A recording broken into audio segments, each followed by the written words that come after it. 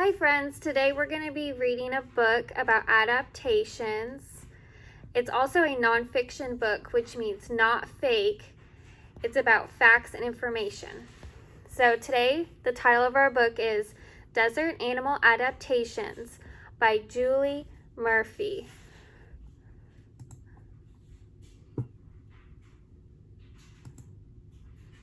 We have our table of contents here. This shows us where our favorite parts of our book are, what page they're going to be on. So about desert animals.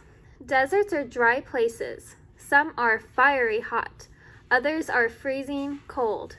Some deserts are both. Desert animals have special ways of finding food, water, and shelter. These ways are called adaptations. So an animal's adaptation could be physical. You could see it on the outside of the animal. They look different to help them survive. Or an adaptation could be about the way they act to survive. This here, you can see that this one is a fiery hot desert. Body parts. Could you keep your cool in a hot desert? The fennec fox does. Jumbo-sized ears release body heat into the air. Look at those ears. The fox's silky fur reflects sunlight like a mirror. Its furry feet act like shoes. They protect the fox's tender toes from the hot sand. So an adaptation here would be the fur on the bottom of the fox's feet to help his feet keep cool on the hot sand. Kangaroo rats avoid the desert heat in a different way. These rats are nocturnal. Nocturnal means that they are active at night and they sleep in the day. Their huge eyes see well, even when it gets dark. Marsupial moles don't need eyes at all. They live in cool, dark tunnels beneath the desert. Scoop-like hands are terrific for digging and gripping prey. So prey is what they're eating, what they're catching. And they are the predators, these marsupial moles. Why wear snowshoes in the desert? The web-footed gecko zips across the hot sand without sinking. Wide feet make digging super easy too. Oh, so that's another adaptation. He's got his webbed feet, so he doesn't sink in the sand. If he had smaller feet, he wouldn't be able to run across the sand. He would just sink. What do camels keep in their humps? Fat. Stored fat allows camels to live several months without eating. How's that for a neat desert trick? Camels also have double rows of eyelashes and nostrils that close. This keeps sand and dust out of a camel's eyes and nose. Body coverings. In very cold deserts, some animals wear 2 fur coats to stay warm. This yak's long, shaggy hair nearly touches the ground. It is the yak's jacket. And the soft, warm hair underneath is its woolly underwear.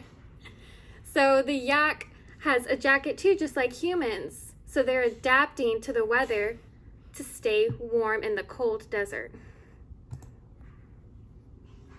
In hot deserts, thick, scaly skin protects tortoises from the sun. Tortoises store water in their bodies and rarely drink or pee. Many desert tarantulas are lighter than tropical tarantulas. Dark colors hold in heat. A light-colored body keeps a spider cool. So dark colors attract heat, and lighter colors keep them cool. Behavior. Elf owls nest inside big cactuses. A cactus is cool, shady, and safe from predators. It's safe from predators because it's got all of those spines on them that are pokey, right? They're gonna stick you. So how does a desert frog keep from drying out. Spencer's burrowing. Frogs live underground. They only come to the surface to mate after rare heavy rains. So I see some bolded words on this page, which means that they're important, such as burrowing. To burrow, that means that they're going underground. They're digging holes to stay underground. But then they come up to meet new friends.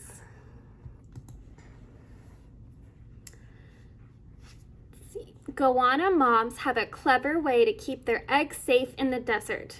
The lizard digs a hole in a termite mound. She lays her eggs inside. It's very smart. Termites patch the hole after she leaves. Inside the mound, her eggs stay cool and protected.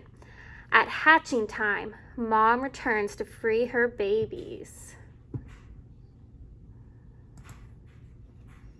There are many ways desert animals beat the heat. A wheeling spider rolls and bounces along the sand's hot surface. A pebble-mounded mouse builds a pile of stones over its burrow. The stones keep out hot air. The burrow stays cool and cozy all year round. Thirsty? There's water in the desert if you know where to look. This white-winged dove sips from a saguaro cactus. Its fruit has juicy nectar. Oh, I see another bolded word there. Nectar. It's very sweet, and that's what the birds are eating, the white-winged dove. Early in the morning, the thorny devil rubs itself on grass. Dewdrops fall into the lizard's spines and roll into its mouth. So dewdrops are just tiny drops of water. And so they're going to fall into the lizard's spine and roll off into its mouth, and that's how it drinks. So here we have a chart that shows desert adaptations that were mentioned that we talked about in the book. So let's go through a few of these and see if you can remember. So with the camel had a body part adaptation. His hump stored fat. So when he doesn't eat for a while because the desert doesn't have that much food, he has fat stored there to keep him fed. Let's see. We also have the fennec fox over here. It's another body part. The fennec fox had the big ears to help it stay cool and release heat. Oh, the thorny devil has a behavior adaptation. Remember that the thorny devil would rub itself on grass to get the dewdrops to fall off and fall into his spines and into his mouth so he can drink. So that's a behavior that he does. He's rubbing on the grass. So here's our glossary. It's going to have those bolded words that were very important in the book that we talked about and its definition, what it means. So if you ever need to go back and look to see what dew is, you can just look over here. And here's our index. It's going to show us what pages special topics are on that you want to look at. So today we learned about a lot of cool desert animal adaptations.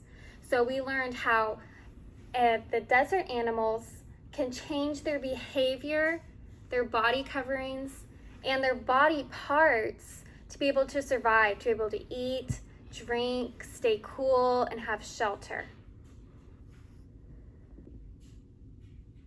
I hope you enjoyed learning with me today. Have a great day.